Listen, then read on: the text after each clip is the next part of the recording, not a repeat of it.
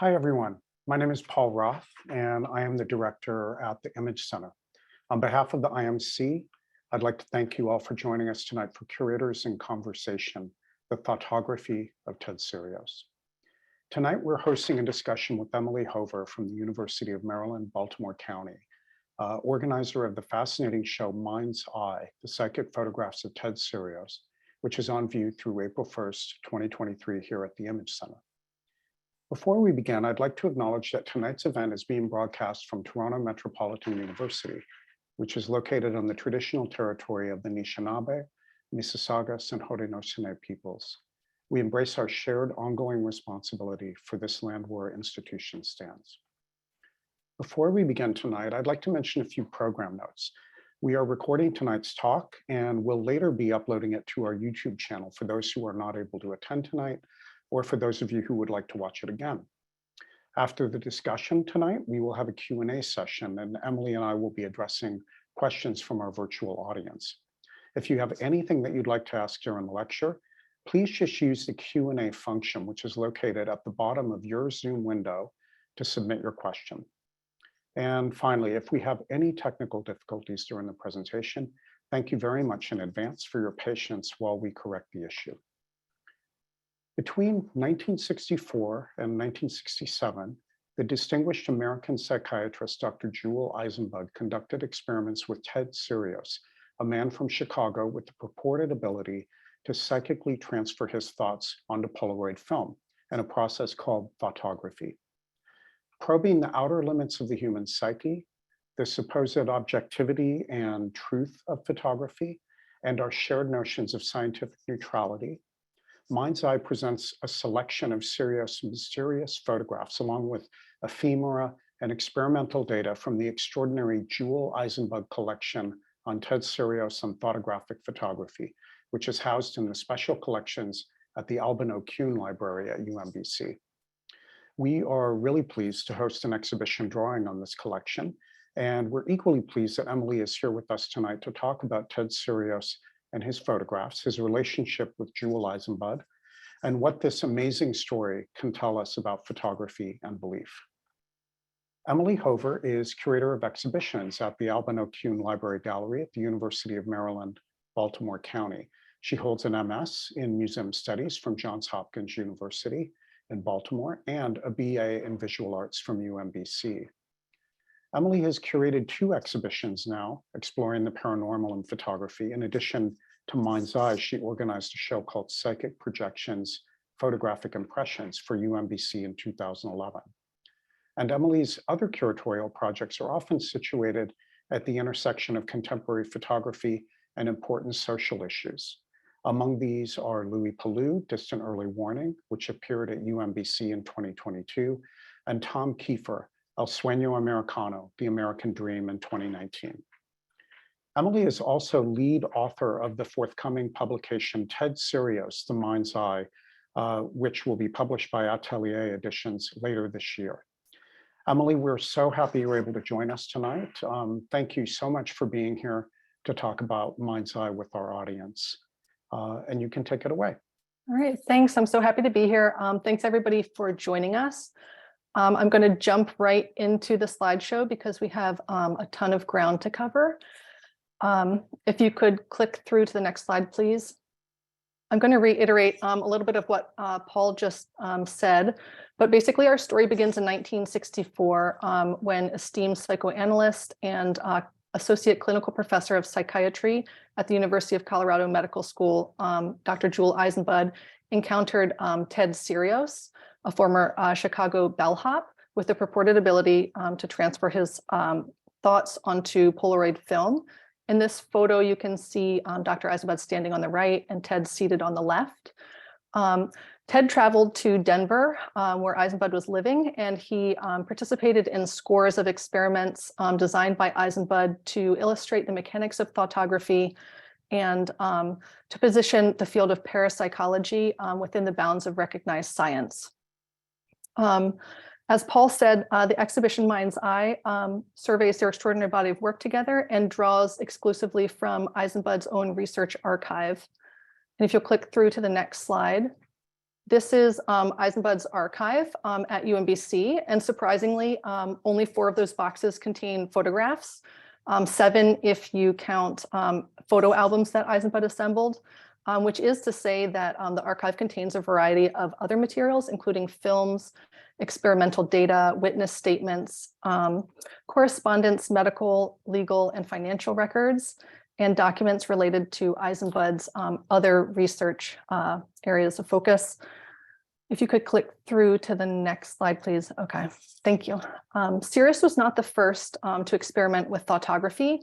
Dr. Eisenbud owned this copy of Clairvoyance and Thoughtography seen here on the left, which was published in 1931 and recounted experiments Japanese psychologist Tomokichi Fukurai conducted with psychic mediums. Another example of thoughtography was recounted in this article published in a 1953 article in Fate, which was a niche serial dedicated to the paranormal. But Serios's psychic photographs stand apart from earlier practitioners for a number of reasons. Next slide. Although typically blurry and sometimes visually distorted, the subject of Serios's photographs were recognizable and astonished viewers. Perhaps some of you at home successfully identified the Parthenon in this photograph. Aside from the impressive imagery, the sheer quantity of photographs that Ted produced and how well documented his work was, thanks to Eisenbud, is notable. Additionally, Serios could produce photographs with a relative predictability that was uncommon to most psychic phenomena. And finally, the instantaneous nature of the Polaroid film that Serios used eliminated the need for a dark room and apparently eliminated opportunities for fraud, which lent credibility to Serios's photographs. Next slide. Among the basic equipment that Serios used to produce his photographs included a Polaroid land camera. And the camera that you see here on the left was one that was owned by Dr. Eisenbud and used by Serios in demonstrations. The camera took Polaroid instant film. Serios also used a gizmo, which was a hollow cylinder, which he held up to the camera lens. And it was said to help him focus his psychic energy towards the camera. Skeptics were eternally suspicious of the gizmo, which they claimed could have been used to conceal a transparency which contained an image. The 4 gizmos that you see here were made from discarded paper components of Polaroid film packaging, and they're about 1.5 inches long and maybe about 1 inch in diameter, just for some context. Next slide. So when feeling hot or ready to shoot, a state often arrived at after consuming several beers, Ted would ask for a camera and stand in a well-lit location. He would point the lens of the camera towards his head, and he would place the gizmo near the lens of the camera, which is documented in the photo at left. As he stared with intense concentration, his face would often flush, his breathing would become irregular, sometimes he would shake, and at the right moment, which only he could sense, he would trip the shutter, or with a snap of his fingers, he would indicate that it was time for someone else to trip the shutter, which you can see occurring in the photo on the right. If you could go to the next slide, please. So here we see a film. There's no sound, so I'll probably talk over some of the film. You saw people writing their name on sealed packages of Polaroid film right at the start of the film. And that was essentially to corroborate that the packages were sealed and that they had not been tampered with. The observers, the researchers that assisted Eisenbud, would be responsible for handling the packages of film and for loading the camera, which we just saw. Here, Eisenbud and his colleagues are making the gizmos out of the discarded paper components of Polaroid film packaging.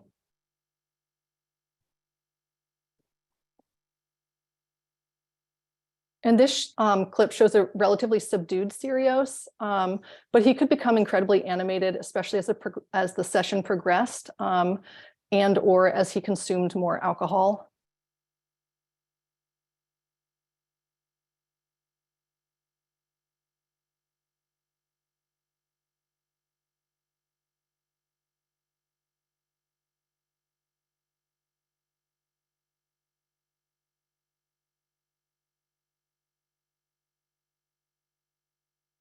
So they're pulling the print from the back of the camera. There it is. We can go to the next slide, please. So the majority of photographs that Serios produced weren't actually thoughtographs. They included normals, an example of which we can see here. And a normal basically showed Serios's head or upper body. And it was an expected or normal outcome, given that the camera was typically pointed towards himself when he made the exposure. Another outcome was a blackie. If you could click, thank you. This is a blackie. It's entirely black. It was thought to be completely underexposed. A third outcome would have been what they called a whitey. If you could click through to, thank you. Entirely white and thought to be completely overexposed. Both blackies and whiteys were considered by Eisenbud to be paranormal in origin because neither of them would have been expected outcomes in the standard lighting conditions in which the experiments were conducted. If you could click through to the next slide, please. Thank you. Okay, so then the fourth outcome is what I call the proper thoughtograph. And thougtographs typically depicted buildings, tourist landmarks, people, and objects, and they were thought to correspond to places and things in the real world. When these real world correspondents were identified, Eisenbud would produce reference images, which allowed for side-by-side comparison of the thoughtograph and basically the object in the real world. And it allowed them to see basically the extent to which Serios's thougtographs reflected the physical world. And the results ranged from near exact representation to only a vague similarity. If you could click through, we'll see a reference image.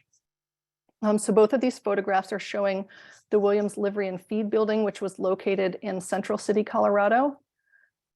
If you could click, we'll drop in some arrows to highlight some of the features.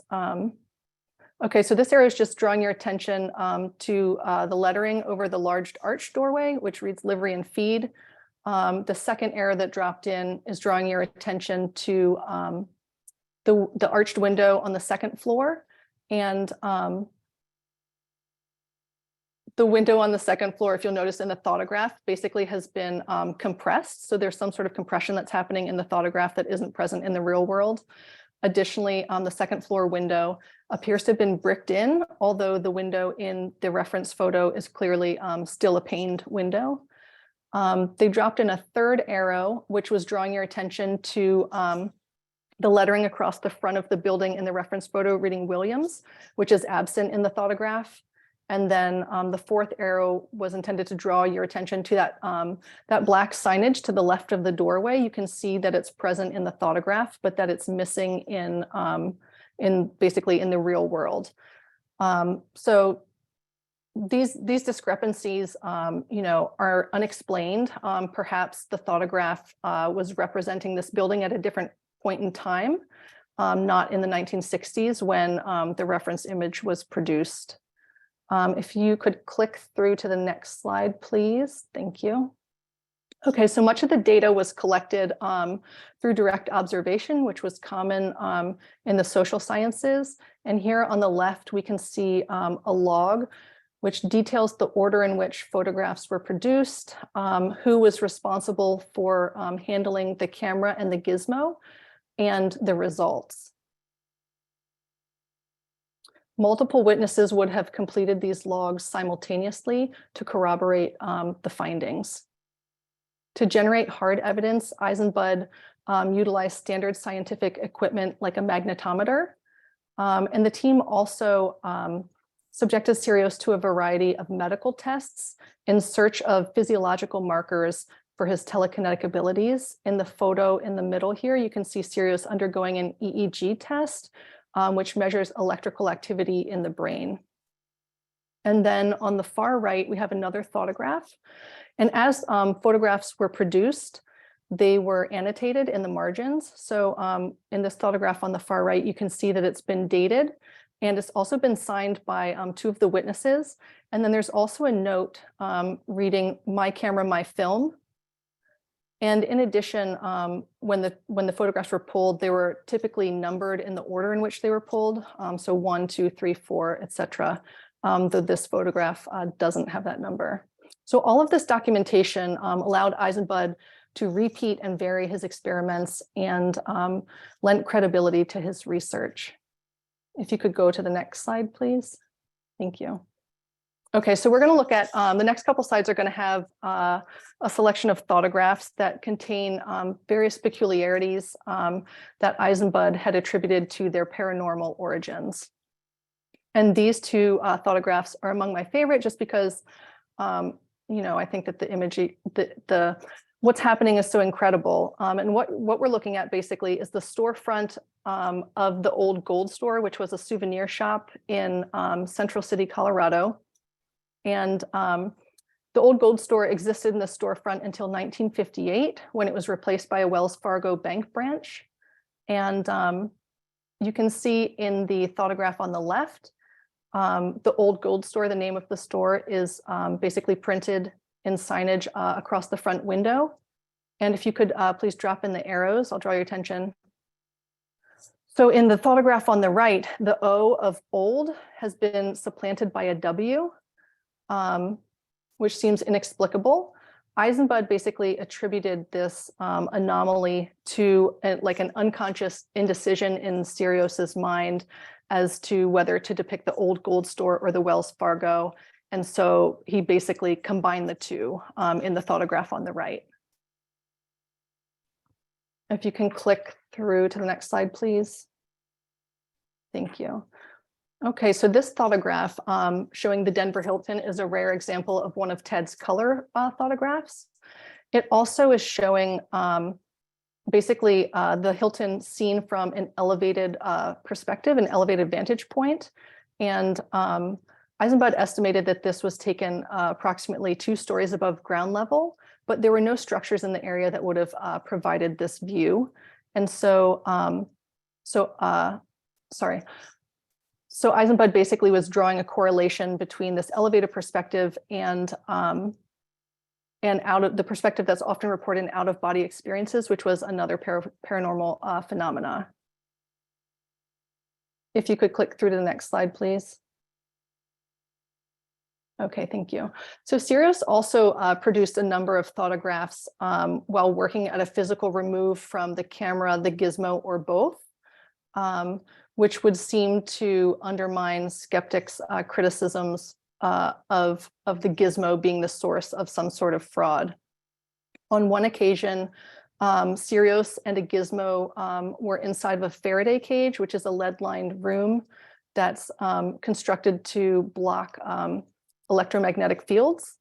And while he and the gizmo remained inside of the room, Eisenbud and another researcher were on the outside of the room with a camera and another gizmo.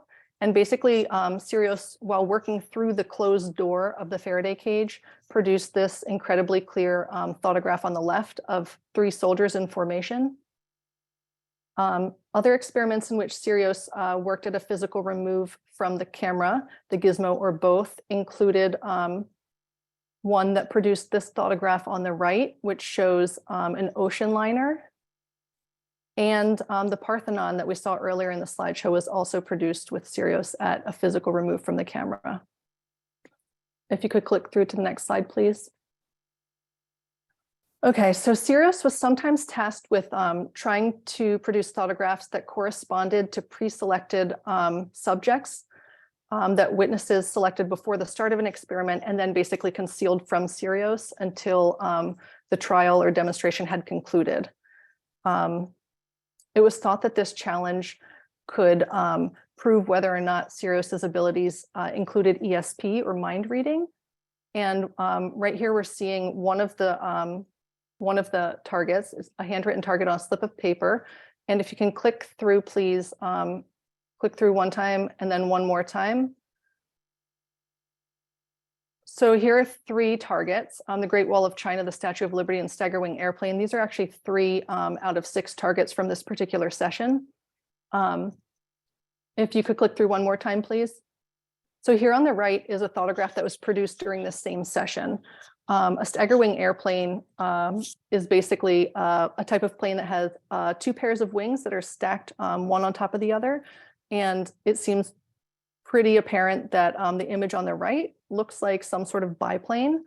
But surprisingly, Eisenbud and his colleagues didn't identify the subject of this thoughtograph as being an airplane at the time. Instead, they thought it was a spider or a lobster.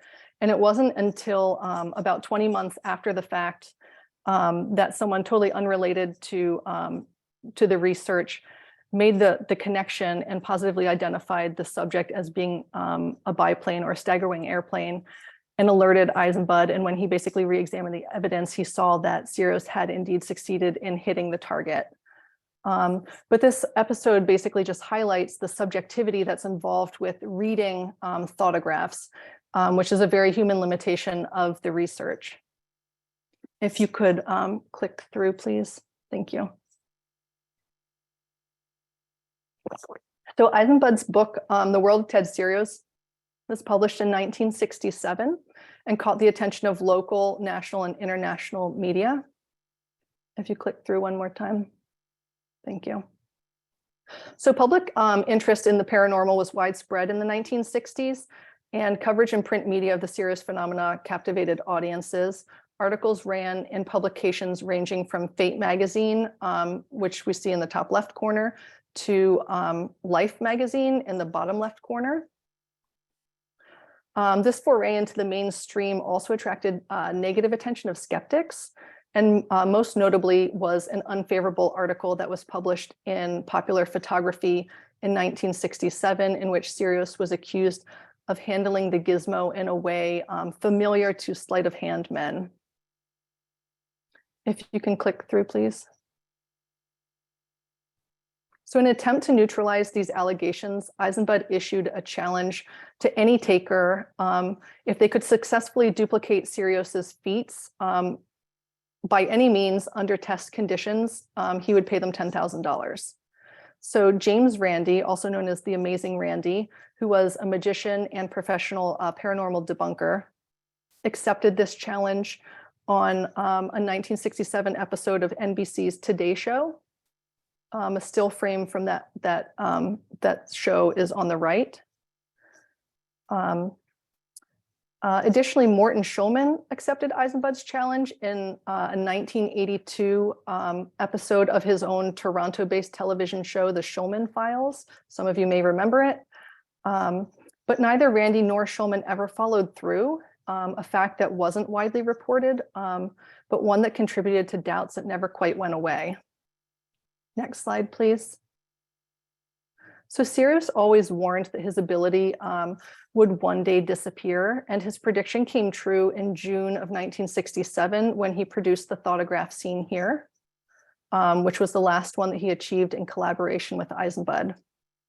Appearing to show draped fabric, as the number of unproductive sessions mounted, the meaning of this image became clear, and that was that it was curtains or the end. Next slide, please. More than half a century later, the story of Serios and Eisenbud continues to captivate many who discover the thoughtographs they made together. Though Eisenbud's findings were inconclusive, they were suggestive of legitimacy, and this continues to spark the imagination.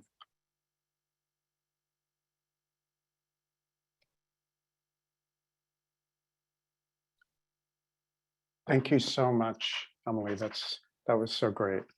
I think that, for me, this is such a fascinating topic, as you know, and I often wonder how many people have actually heard of this story. I've known about Ted Serios since I was 10 years old, because as a young person in the 1970s, I was like I think a lot of young people, very curious about the paranormal, very curious about ESP, about cryptozoology, about ghosts, and a lot of subjects that were really prominent in the heyday of the paranormal, or in that particular heyday of the paranormal. I knew many people who were equally obsessed as I was with Bigfoot, with the Loch Ness Monster, with UFOs and so forth. And, when I saw film footage of Ted making an image, it just completely blew my mind. And looking back, say at the age of 25, I realized that it was one of my first flashes of interest with the medium of photography in general. In other words, the first time that I became really, really fascinated with a camera and what it can do. And so when I realized that, it became part of a continuum of my own understanding of how I gradually got interested in the subject that then became my life, along with family snapshot albums and sports photography that I saw in Sports Illustrated magazine and other things. But because of the strangeness of Ted and how he actualized his images, it really stuck with me. Just the image of this sweating, gesticulating, drinking man, purportedly throwing his thoughts onto film, which seemed totally impossible and yet seemed clearly to be happening to my 10-year-old mind when I saw these images. That's a pretty extraordinary thing to experience, and as I said, it's the kind of thing that stays with you.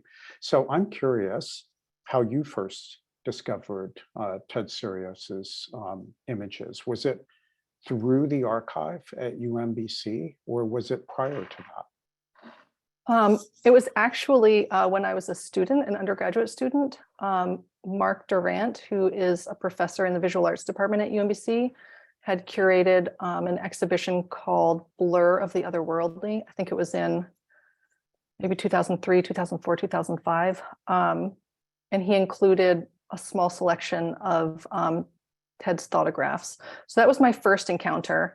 And then when I started working at UMBC, we need an exhibition, and I knew that we had this archive. I knew that there were a lot of materials, like a lot of photos. So we wouldn't be, wanting for material to include in the exhibition. And at that time, I didn't know much about it, but I worked on that exhibition and kind of just went down the rabbit hole and have sort of been down there exploring ever since. Down the rabbit hole for a long time. Mm-hmm. Well, one of the slides you showed was of this book, which was actually written by Jule Eisenbud and published in 1967.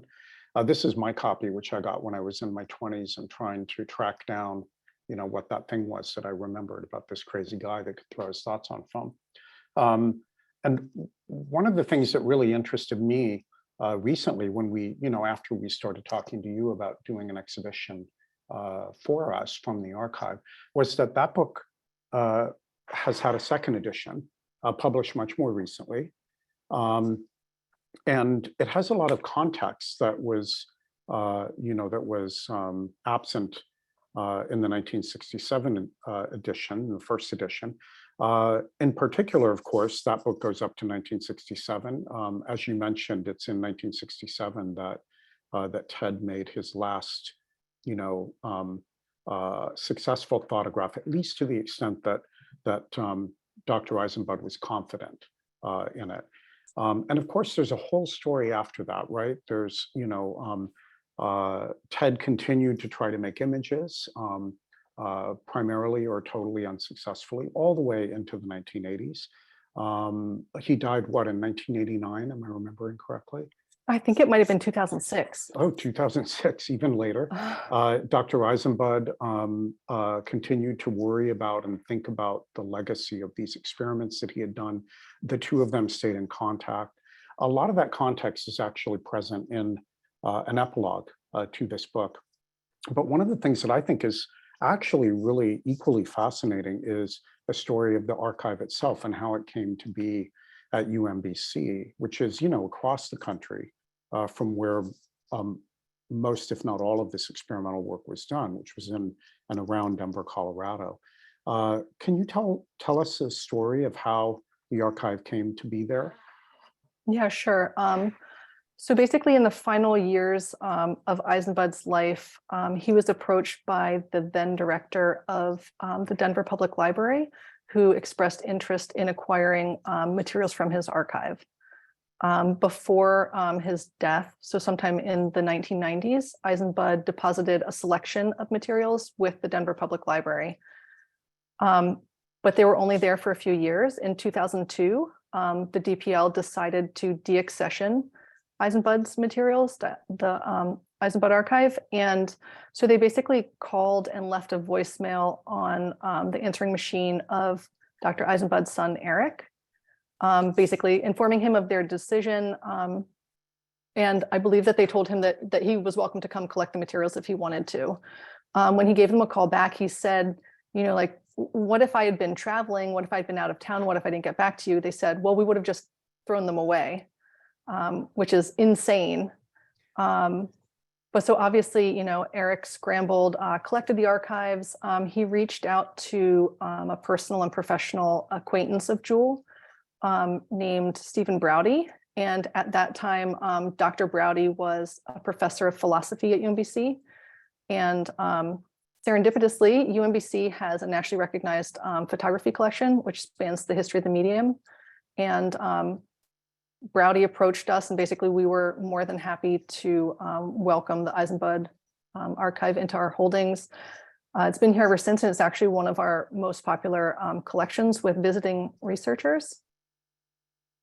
What do you know why Denver, the Denver Public Library was it was what, 2 or 3 or 4 years after it was deposited there? Why were they thinking of getting rid of it? I don't know. The only thing that I've heard is that there was a change in leadership.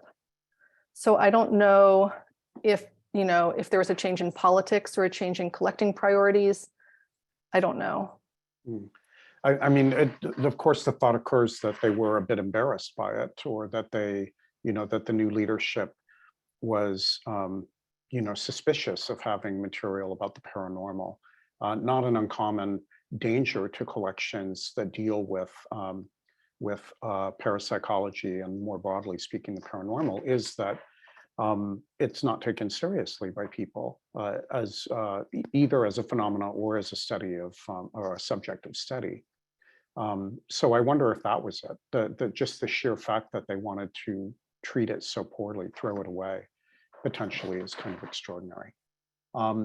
One of the things that, this is quite related to that, and it is something that you and I have spoken about before, our shared curiosity about the question of whether or not Ted really could throw his thoughts onto film.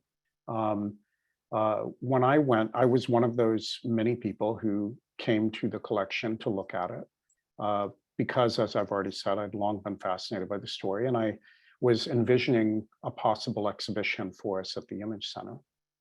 I met you, of course, because you were showing me the collection, and we hit it off immediately because we were both very, very interested in it. But also, I was really struck by the fact that you seemed equally unconcerned with answering that question. Could Ted really throw his thoughts on the film? And so the exhibition, I'm very happy to say, does not answer that question, doesn't even attempt to answer that question, which I think is the only right way to really assess this, is with the same level of seriousness that Dr. Eisenbud brought to the experiments. And that was really the intention of that archive, that it exists and can be studied, and that people can come to their own conclusions. I am curious, was that your attitude about the material right from the beginning, or did that develop over time as you dug into the archive and went down that rabbit hole that you say you're still in? I think that a lot of people kind of want to know, right? They want to know whether it's true or not. But I feel like, especially as I've, spent more time with the archive, it's sort of like, it becomes less clear, kind of the more that you look at the documents. And I always tell people, when people ask me if I believe, it's sort of like, well, it depends on what day you ask me and what I'm looking at that day. Yeah, so. I'm sorry, go ahead. No, please. One of the questions that we've received from our audience watching tonight, and I do want to remind everybody, if you have any questions at all, just please go to the Q&A tab at the bottom of the window and submit your question for Emily. This question is, it's a very detailed question about which I think if there's an answer, it's actually in the book that Eisenbud published. Did Jule Eisenbud or did anyone else ever propose an explanation as to why Serios's thoughtography replicated a kind of perspective that would be consistent with the use of a lens projecting an image through a camera obscura onto a focal plane that holds a sensitive surface? For those in our audience who don't know about camera obscuras, it is absolutely true that part of the power, the force of these images is that they do seem very similar to the appearance of images that are captured by photosensitive materials placed in a pinhole camera or another kind of camera obscura. And I think that's really interesting. Did Eisenbud actually address that similarity, or do you know if anyone else did? Not that I know of. I know that Eisenbud conducted experiments using different like gimmick lenses. He tried to replicate the imagery, but his expertise wasn't in photography or optics. That's part of why he was involving other colleagues at the University of Colorado. So other engineers, people with those specialties. I don't know that anyone ever offered a theory or an explanation. Yeah. There's a second part to the question, which is, did Ted produce any images that don't look the same as these kinds of mysterious images that you've shown us tonight? Did he have any that were more straightforward, that were clearer, that weren't kind of perspectively shifted or tilted or blurry? I feel like most of them are kind of soft focus, but not all of them have the vignetting, which is kind of very apparent in some of the photos, but in others that doesn't exist.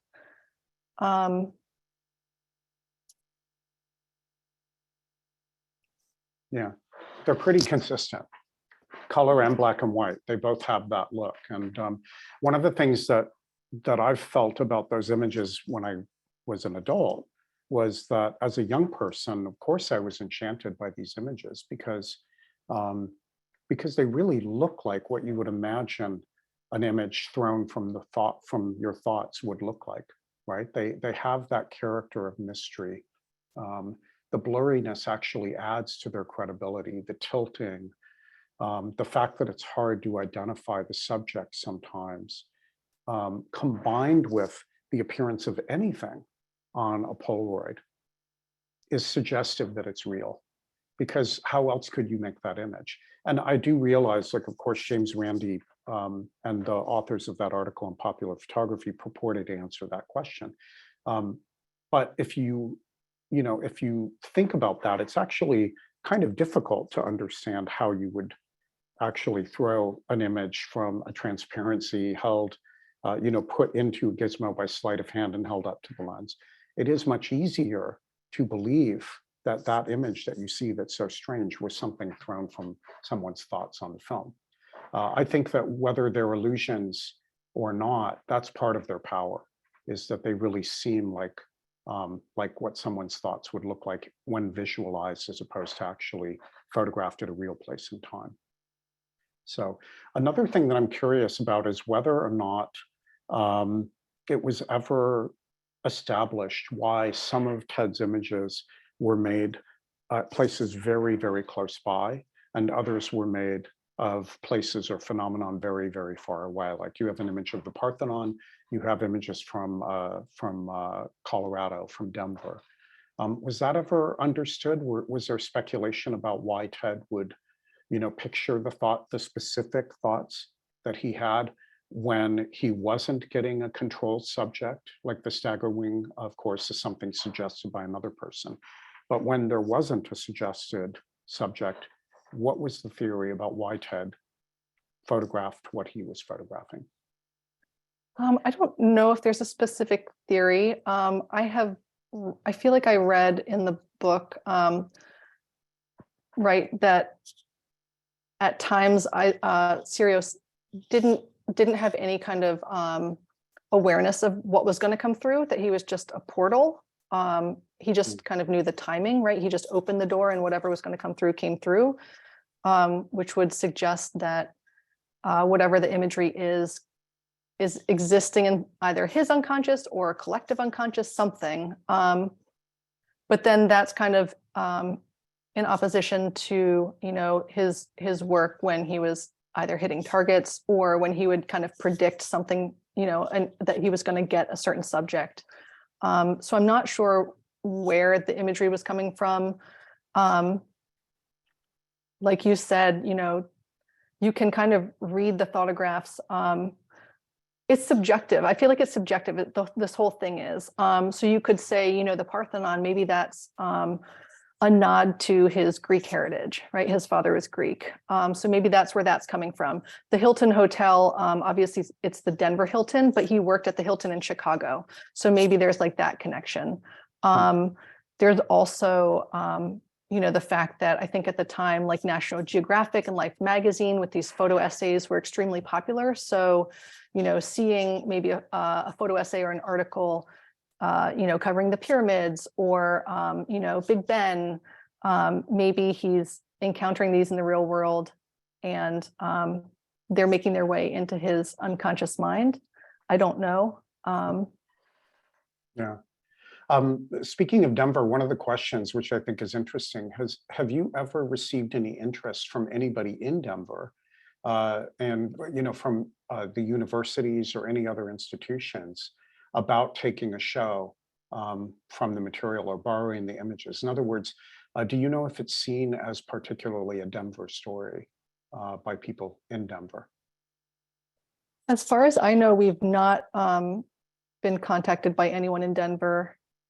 But it's also funny because in, you know, doing some of this research for the book, there was a story, I think in the 50s of Bridie Murphy, who is this Denver housewife who under hypnosis basically uncovered these recollections of a previous life. So it's interesting to me that were these like really well-known cases of these kind of paranormal incidences in Denver.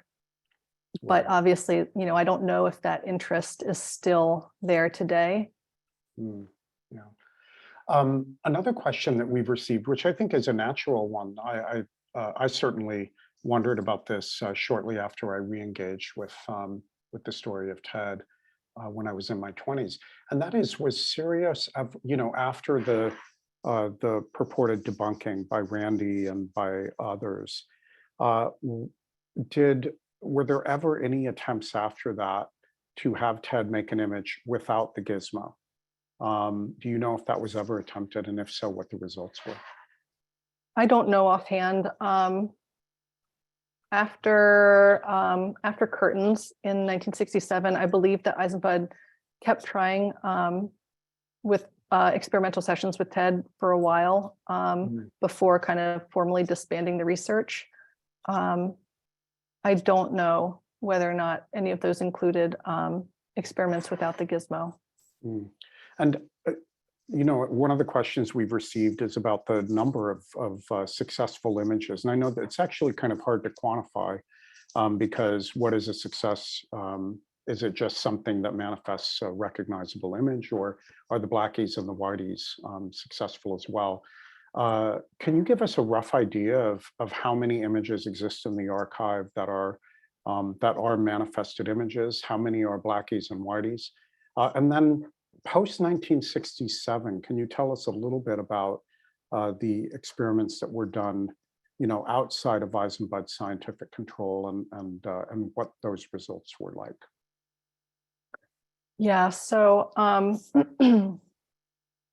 I'm sorry, can you repeat? What was the first part Oh, that I was sure. supposed to address? Sorry, that was a bit complicated. No, no, that's The okay. first one's just about the count. You know, he Yeah. did all these many experiments and manifested approximately how many recognizable images, and then to the side, how many blackies and whiteys.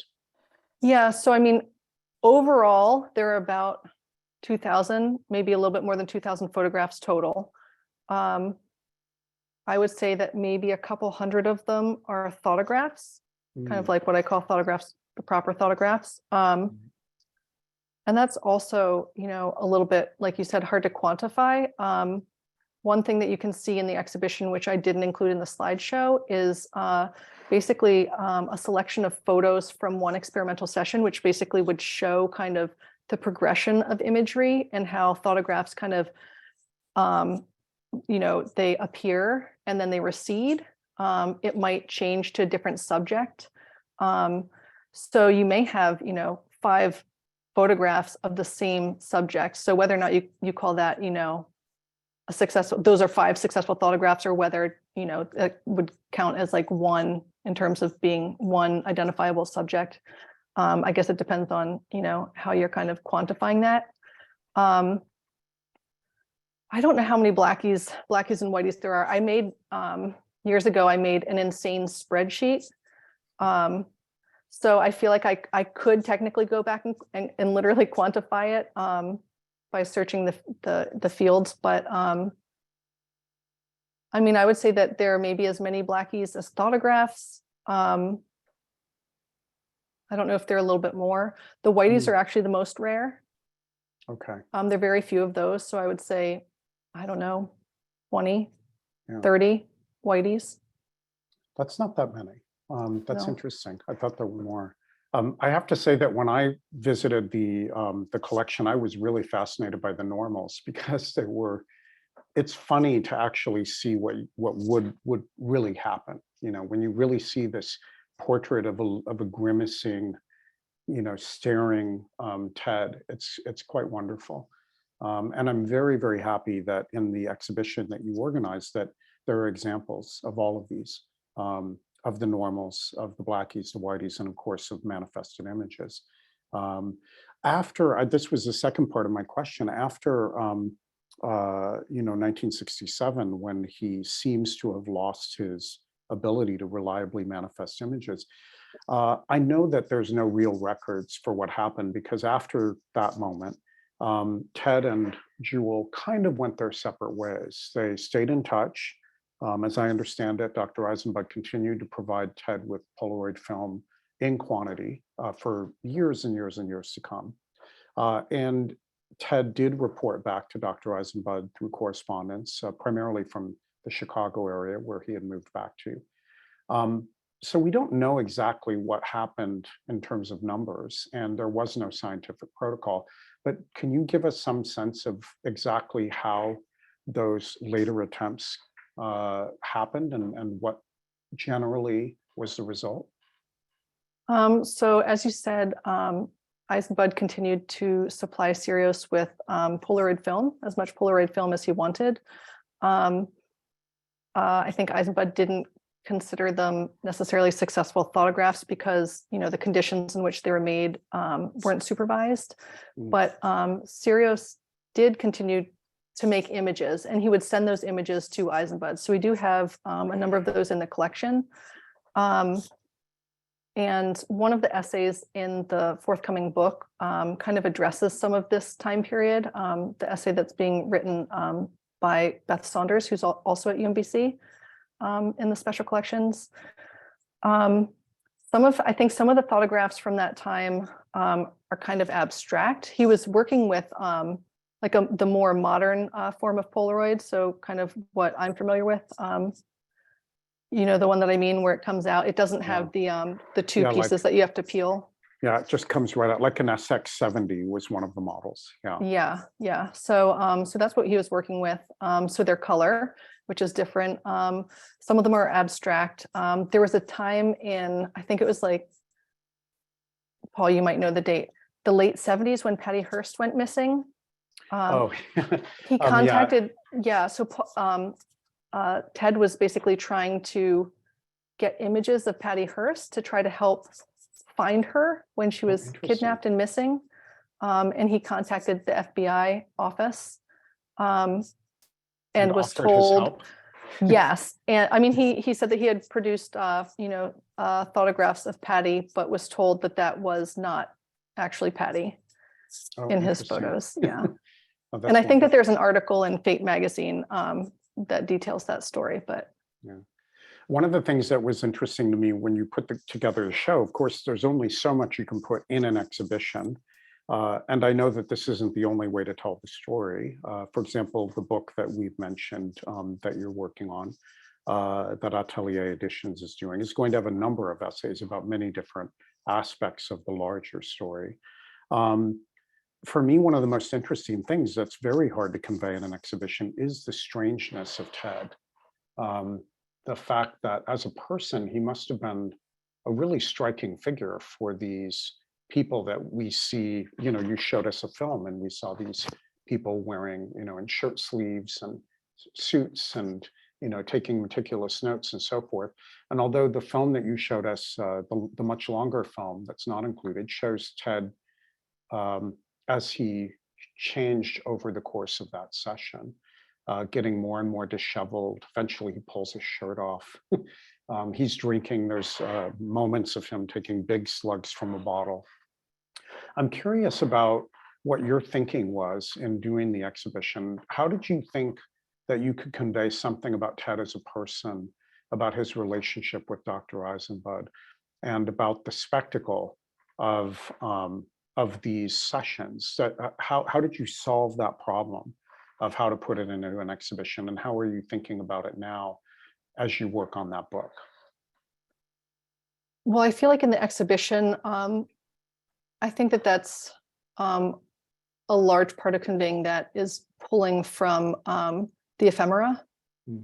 And I feel like there's, like you said, there's so much that can't be included in the exhibition. I guess trying to show, I guess, the different ways in which, their relationship, I guess, how they kind of overlapped and the way that the relationship extended beyond the lab and kind of into all these different areas of their life. And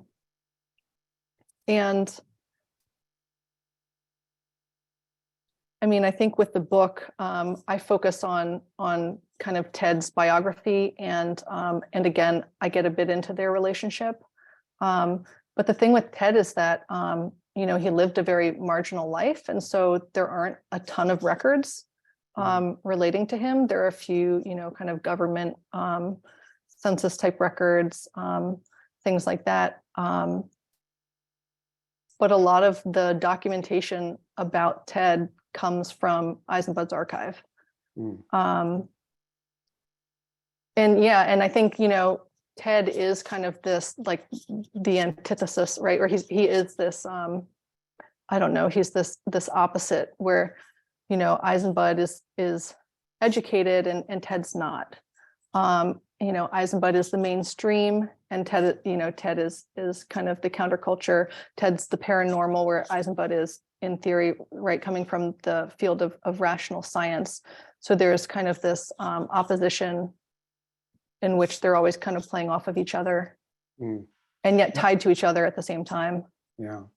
One of the things that you mentioned to me that I did not know, that I found fascinating, is that Ted's father was a professional wrestler, and an early professional wrestler, right? What do you know? Yeah. Well, so it's basically reported. I think it was in one of the articles in Fate magazine. I can't remember if that's been reported in more than one source. I haven't found any primary source material. I haven't done a deep dive in professional wrestling in the Midwest. I don't know if there was kind of any ephemera, whether it would have been, advertisements or anything. I haven't looked into that. But so reportedly, Ted's father was a professional wrestler, which would have been, I think in 1910s, 1920s, which was like right around the time when professional wrestling was changing from being this, real sport based on athleticism to kind of what we know now as this mixture of athleticism, performance, and this kind of scripted story. But it's also interesting because I guess like the real wrestling, there was kind of a holdout in the Midwest. So that's where Ted's dad was. And there was a holdout where, as the rest of the sport was kind of moving into like what we would consider more modern professional wrestling, there was still that display of actual sport and competition in the Midwest. So it's kind of unclear as to whether Ted's dad was like the real athlete or whether he was participating in this more produced show. And so there are these kind of parallels in terms of showmanship, the relationship, the participation of the audience in terms of creating belief and creating this story. Yeah, it's really fascinating. That's one of those aspects of the story that I hope over time is, further developed through research. One of the really interesting questions that we've been asked is whether contemporary institutions are still welcoming to study of the paranormal. And I interpreted that to not only be about the study of the paranormal, which I do know continues in various ways and in various places, but also from our perspective as an exhibiting institution. Is this in fact a subject that is fit for a museum? Is this something that people want to see?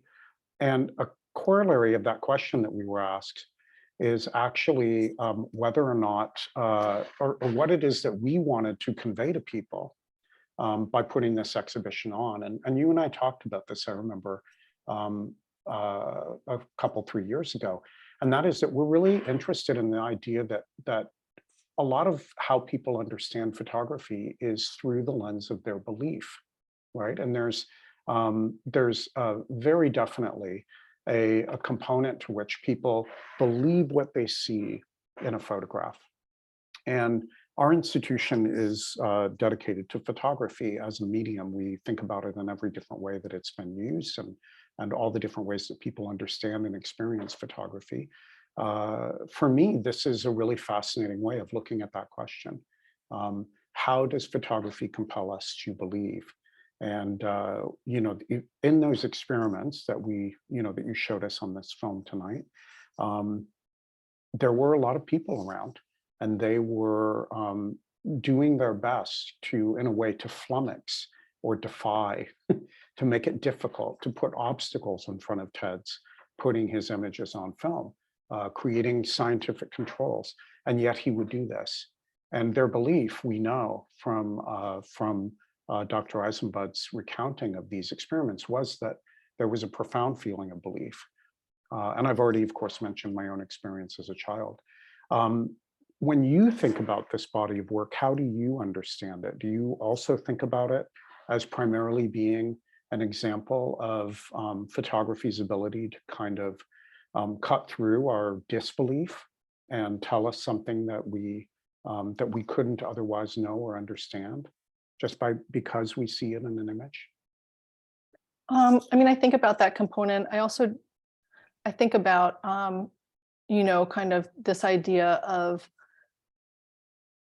the undertaking of Eisenbud, kind of like, how do we prove that which we don't already know, and like, where does the burden of proof lie? And I feel like Eisenbud was kind of taking this big risk or leap to really try to I don't know, make a big discovery, and sort of how do we treat that? How do we respect that?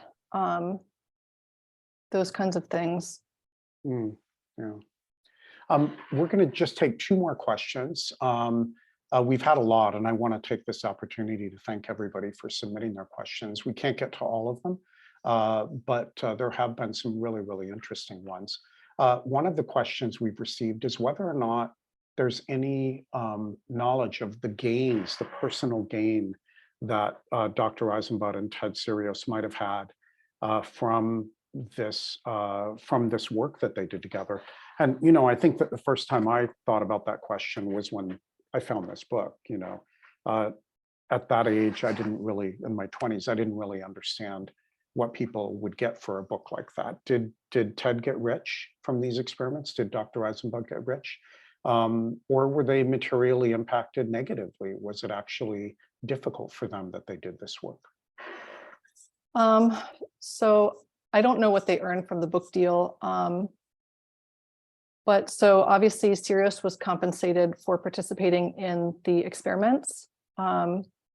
He was given a small monthly stipend, which was supposed to cover rent, lodging, food, transportation, things like that. So he had some sort of modest compensation, which in theory you could say, compromises the research that he was compensated, but at the same time, it's standard practice today to compensate research participants. Right. When Eisenbud sold the rights to the story, he basically gave Eisenbud gave Serios 50%. So, which I think is an honorable thing, right? He's splitting the proceeds. I don't think that they ever got rich. Serios, I think, like I said, he lived a marginal life, and I think it was kind of pretty. I don't know that it got better. If anything, I think it, got worse. Sometimes he would write to Eisenbud and ask, for money to buy dog food. And didn't Dr. Eisenbud help him with tickets and, getting him out of scrapes? Yeah. So Eisenbud would intervene. He was basically kind of providing like administrative and legal guidance. He was, I think, helping him get access to medical care. So medical treatment when he had some health issues, things like that. Yeah. So, there was money involved, but I don't know that it was ever a great sum. And it's kind of like, I don't know, there are lots of documents. Yeah. I also have wondered whether it negatively impacted Dr. Eisenbud, who was a very respected psychiatrist who held senior positions in the professional associations for his field. And, it's always seemed to me that he was taking quite a risk by doing this work. Do you have any evidence that he was negatively impacted by his work on this subject, his work with Ted? I think that it split. I think that some people viewed it unfavorably, and then other people, really respect him and still do for that work. But when Eisenbud started out in New York City and as a psychoanalyst, and I think that at that point, I don't know if he had published an article about the paranormal, but basically there was some incident that kind of turned other psychoanalysts kind of against him. And I think that kind of corresponded with his decision to relocate from New York City to Colorado. So the paranormal definitely impacted him, his interest in it impacted him professionally, but I don't know that it ever, inhibited him or held him back. He kind of, moved on and proceeded with. Yeah, he certainly did persist all the way through his career in believing in this story, believing in Ted. The last question is a kind of a delightful one, and I'm kind of curious about it. Do you know if Polaroid, the corporation, ever commented or had any kind of position on all this? For example, I know that they often provided Polaroid film to artists. At that time, they would have been providing Polaroid to Ansel Adams, who was an avid experimenter with Polaroid film. Do you have any knowledge of them ever commenting on Ted Serios? I don't know in terms of like official statements, that were released, but I believe that there are documents in the archive, correspondence. I think that Eisenbud reached out to Polaroid Corporation. And I think that it was more basically inquiring about opportunities for fraud. And I think that they responded saying, that if the film package is sealed, that there's no way that that it could have been tampered with, type of thing. But again, they also didn't back Serios. They weren't providing funding or research. I think that they declined to provide funding for research. So there's also that. Interesting. Oh, amazing. Well, I'm afraid we've got to leave it there. Thank you so much to the audience for all the great questions. Thank you for being here. And especially, Emily, I want to thank you. We're so happy to have this exhibition. We're so happy that it's going to be touring in the future, and that you are working on this book with Atelier Editions. To me, it's great that this story can be kept alive, and you are obviously a significant part of that. So thank you very much. Thanks for having me. Okay, everybody, have a good night.